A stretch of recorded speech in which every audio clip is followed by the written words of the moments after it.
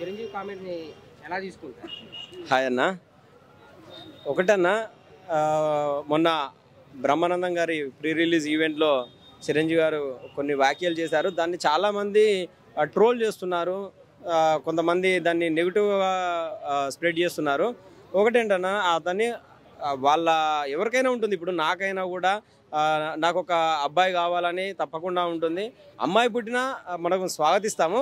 లేకిన్ ఒక అబ్బాయి అనేది ఒక వారసుడు కావాలనేది ప్రతి ఒక్క కుటుంబానికి ఒక వారసుడు అనేది తప్పకుండా కావాలని ప్రతి ఒక్కరు కూడా ఆశిస్తారు. అందులో చిరంజీవి గారు కూడా ఓపెన్గా చెప్పింది కూడా అదే.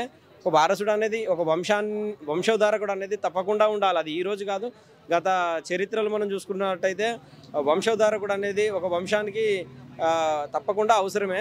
సో ఆల్రెడీ ఇప్పుడు అమ్మాయి ఉంది కాబట్టి నెక్స్ట్ అబ్బాయి వస్తే బాగుంటుంది అనేది ఒక జనరల్ టాక్గా అతను ఒక ఫ్రెండ్లీగా మాట్లాడడం జరిగింది.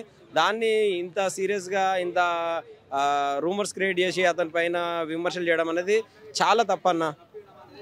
చిరంజీవి గారు మాట్లాడిన మాటల్లో రాజకీయాలకి ఇంకా ఫుల్ స్టాప్, నేను ఒకవేళ కలిసేది ఉంటే కూడా సినీ ఇండస్ట్రీ కోసమే. తప్పకుండా అన్న. అది ఇప్పుడు కాదు, చిరంజీవి గారు ఆల్రెడీ ఆయన రాజకీయాలు ఎప్పుడో కాంగ్రెస్లో విలీనం చేసి తన కేంద్ర మంత్రి పదవి అయిపోగానే తన రాజకీయాలు ఎప్పుడో వదిలేశాడు. ఏ రోజు కూడా మళ్ళీ జెండా పట్టుకొని కానీ కండువా వేసుకొని తిరిగిన రోజు ఏ రోజు కూడా లేదు.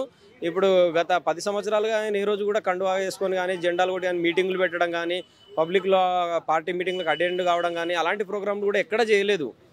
అతను సాదాసీదాగా ఆయన సినిమాలు ఆయన చేసుకుంటూ, ఆయన ఏదైతే ఫ్యామిలీతో గడుపుతున్నాడో హ్యాపీగా సాదాసీదాగా ఆయన వర్క్ ఆయన చేసుకుంటున్నాడు.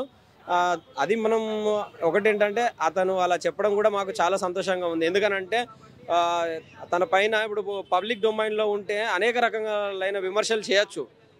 ఎందుకంటే గతంలో మనం చూసినట్టయితే ఇదే పోసాని కృష్ణమౌళి కావచ్చు, కానీ చాలామంది ఈ సినీ నటులు విమర్శించడం జరిగింది.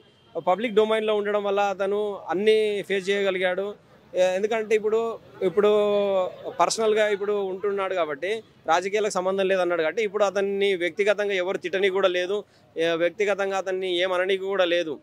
సో చిరంజీవి గారిపై అనేక నిందలు వేస్తూ, అనేక రకాల నేపాలు వేస్తూ, అతన్ని కించపరిచి అతని స్థాయిని దిగజార్చే కార్యక్రమం చాలామంది చేస్తున్నారు. సో అలాంటివి అనేది ఇప్పుడు రాజకీయాల్లో లేకపోవడం వల్ల చాలా వరకు తగ్గుతాయి. అది మాకు చాలా హ్యాపీనెస్ ఉంటుందన్న. ఒకటన్నా, ఇది ఒకటే కాదు, పవన్ కళ్యాణ్ గారిదైనా కూడా, చిరంజీవి గారిదైనా, నాగబాబుదైనా, వాళ్ళందరిది ఇతరులను మనసును నొప్పించకుండా వాళ్ళు కొనసాగుతుంటారు. కావాలని వాళ్ళ కుటుంబంలో కానీ వాళ్ళ పర్సనల్ విషయాలలో తలజూరితే తప్ప వాళ్ళు ఆర్గ్యుమెంట్స్ అనేది ఎక్కువ చేయరు.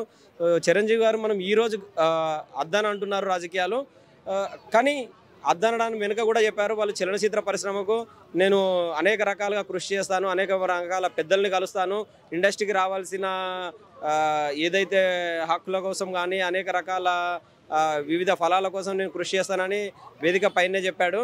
అదేవిధంగా అతను రాజకీయాలలో లేకపోవడం వలన మాకు ఇంకొక హ్యాపీనెస్ ఏంటంటే, అతను ఈరోజు కొత్తగా ఏదైనా సేవా కార్యక్రమం చేస్తున్నా, లేదంటే ఇంకోటి చేస్తున్నా, పొలిటికల్ స్టంట్స్ అనేవి కూడా కాదు. గతంలో మనం చూసినట్టయితే అతని సేవా కార్యక్రమాలు మనం అనేక రకాలు చూడొచ్చు. బ్లడ్ బ్యాంక్స్ కానీ, ఐ బ్యాంక్స్ కానీ, రక్త కార్యక్రమ శిబిరాలు కానీ, అనేక రకాల సిలిండర్ కానీ, మన కరోనా టైంలో ఆక్సిజన్ సిలిండర్లు కానీ, అనేక రకాల సేవా కార్యక్రమాలు అనేక రకాలుగా చేశారు. ఒక చిరంజీవి అనే వ్యక్తి చాలా మంచి వ్యక్తి. అతని ఏదో ఒక చిన్న మాటల మహిళలను అన్నాడు, కించపరిచాడని మహిళా సంఘాన్ని ఫిర్యాదు చేస్తా, ఇలా చేయాలి, మహిళా కమిషన్ అతని పైన ఇది చేయాలి, అది చేయాలని చాలామంది ఇట్లా చేస్తున్నారు. అది చాలా తప్పు. అతను సొసైటీ పట్ల చాలా ముందు చూపు ఉన్న వ్యక్తి. సొసైటీకి ఏదన్నా మనం ఇవ్వాలి అనే ఒక మంచి హృదయం ఉన్న వ్యక్తి.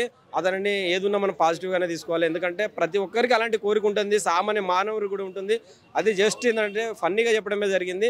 అది ఒక ఎవరికైనా ఉండే ఒక సామాన్య కోరిక.